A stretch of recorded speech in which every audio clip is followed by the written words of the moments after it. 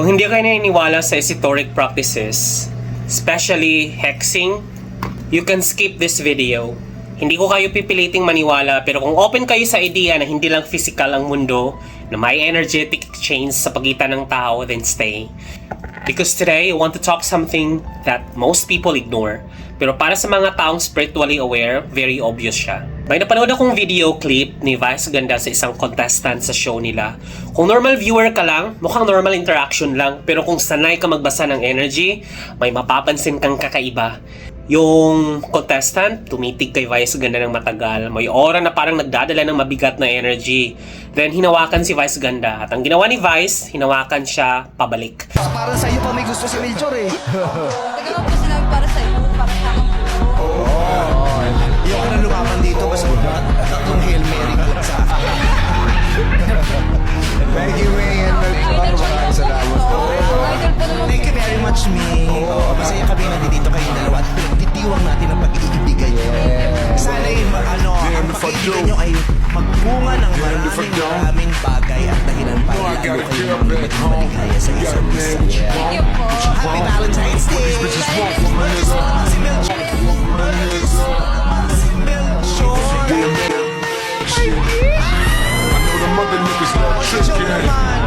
Sa spiritual perspective, ang tawag doon minsan ay energy return. Parang instinctively binabalik niya yung energy. Most people won't notice that, pero sa mga taong spiritually awakened or exposed sa witchcraft traditions, halatang may exchange of energy doon. So what is hexing by touch? So sa occult perspective, may tinatawag na hex by touch. Meaning, gumagamit ng physical contact para may transmit ang energy. So, pwede siyang handshake, pwede siyang simpleng tapik, o di kaya pwede siyang hawak sa balikat. Pero, hindi lahat ng touch masama ha. Pero kapag may malicious intent, doon nagiging baneful magic or curse. In witchcraft traditions, the practitioner focuses their intent. Then ginagamit ang touch as conductor ng energy.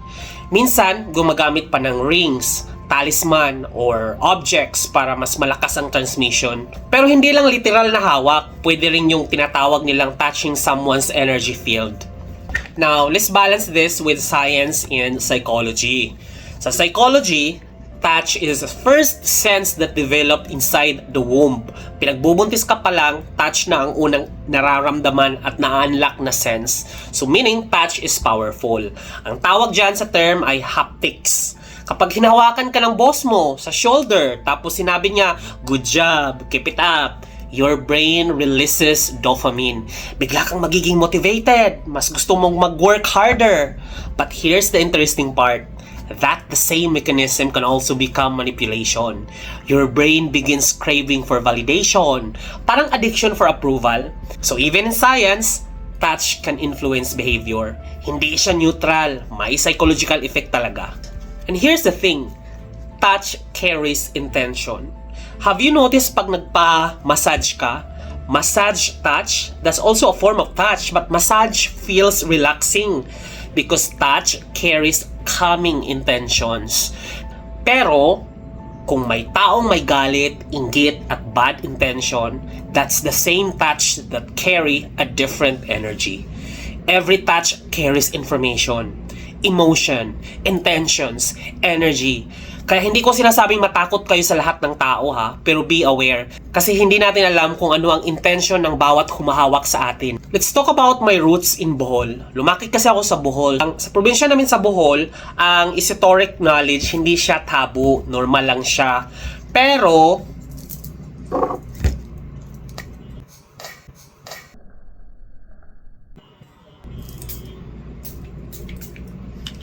maki kasi ako sa Bohol, sa probinsya. Ang esoteric knowledge doon, hindi siya tabu, normal lang siya. Pero nung dumating yung generation namin, mga millennials, we tried to ignore it.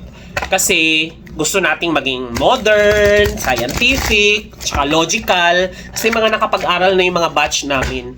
Pero habang tumatanda ako, yung mga bagay na nakita ko nung bata ako, nagiging make sense na siya ngayon. Let me share my childhood experience. May isang bagay na paulit-ulit sinasabi ang lola ko noon. Kapag may humawak daw sa akin, hawakan ko rin daw pabalik. Hindi dahil sa bastos ka, kundi dahil binabalik mo yung energy. Sa witchcraft, ang tawag doon, uncrossing, banishing, or send back to sender. Nung bata ako, nahihiya akong gawin yun. Iniisip ko, what if naman pala walang hex yun? Baka mapahiya lang ako. Pero ngayon, na matanda na ako, I realize something. Your energy needs protection. So use something, one of my tools that I got from Green Witch, a friend of mine that is actually a practitioner.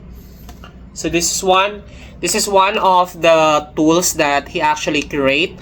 This is uncrossing ritual oil. So it's similar pang balik ng senders. It's also like banishing. So ito yung ginagamit ko. Or also Florida water. So this is like similar to holy water. I also use this to cleanse. So cleansing kung ano yung mga naka-attach. So I am very sensitive when going outside sa palengke, sa mall, ganyan. Kasi nga lahat ng mga emosyon or energy ng mga bawat tao ay minsan, lalo kapag intuitive and emotional ka, ma-attach, ma-absorb mo yun. So that's why I have these tools for my spiritual cleansing. Nung bata ako, madalas akong nagkakasakit. Sa Bohol, may term silang tinatawag doon na ang hexing by touch. Tinatawag nila itong sibang. Kapag may nagpadala ng ganong energy sa'yo at hindi mo na ibalik, sasabihin agad ng lola ko, nasibang ka. So ano yung mga symptoms? Loss of appetite, wala talaga akong ganang kainin lahat ng mga binibili ng lolo't lola ko kahit gaano pakasarap na mga tinapay, mga orange juice or mga something similar. Hindi ko talaga siya kinakain, napapanis lang siya sa tabi kong nang higaan. At usually may pattern. Sa akin noon, 3 PM, nagsisimula yung fever ko. Paulit-ulit, 1 week siyang ganun, hanggang sa lumalala, nahihilo na ako, 1 week talaga siya. Then I started going to sa municipal health center para magpareseta ng paracetamol. Nawawala lang yung lagnat pero paulit-ulit, para kang nagdi-deteriorate. So kapag nangyari sa akin yun, dadalhin ako ng lola ko sa healer, sa isang albularyo. Hindi sa hospital. Sa healer, they perform cleansing rituals. Spell work, meron silang binubulong dito. And then, yung energy work, yung mga parang may sombrero. Ang gamit ng albularyo na talagang nakakapagpagaling sa akin is sombrero. Parang pinapaypayan ako ganun. It's more of energy work talaga siya. Kung ngayon ko siya i-explain na practitioner na ako ngayon ng esoteric.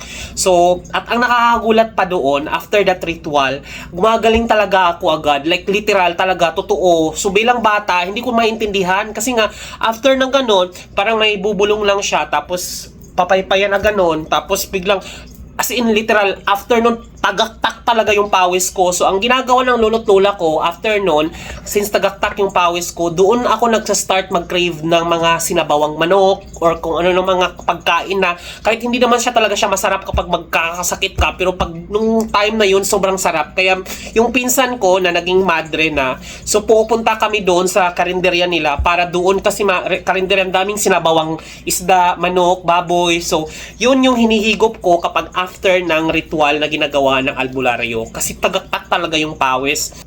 So noon, bilang bata, hindi ko maintindihan yun. Pero ngayon na mas malalim na yung spiritual awareness ko, mas naintindihan ko na kung ano ang nangyayari. Nung lumipat ako sa Manila, akala ko mawawala ng mga ganitong bagay. Modern city, skyscraper, technology, corporation, capitalism. Pero nagkamali ako. It still exists. Iba lang ang form. Mas iba ang mukha. Mas subtle, mas tahimik, mas dahan-dahan, mas psychological ang attack, mas energetic. And it takes intuition to notice it. Alam kong may mga taong manunood nito at sasabihin, just pray, just go back to God, and that's fine. Faith is powerful. Pero kailangan din nating maintindihan na ang spiritual war ay totoo. War doesn't always have mean na may barilan. Sometimes war happens in the unseen world. Energy, intentions, influence, and that war exists. Whether we acknowledge it or not, it's happening. So, the real lesson here is not fear. Hindi ko sinasabing lahat ng tao may hex. Hindi. Ang sinasabi ko lang, protect your energy.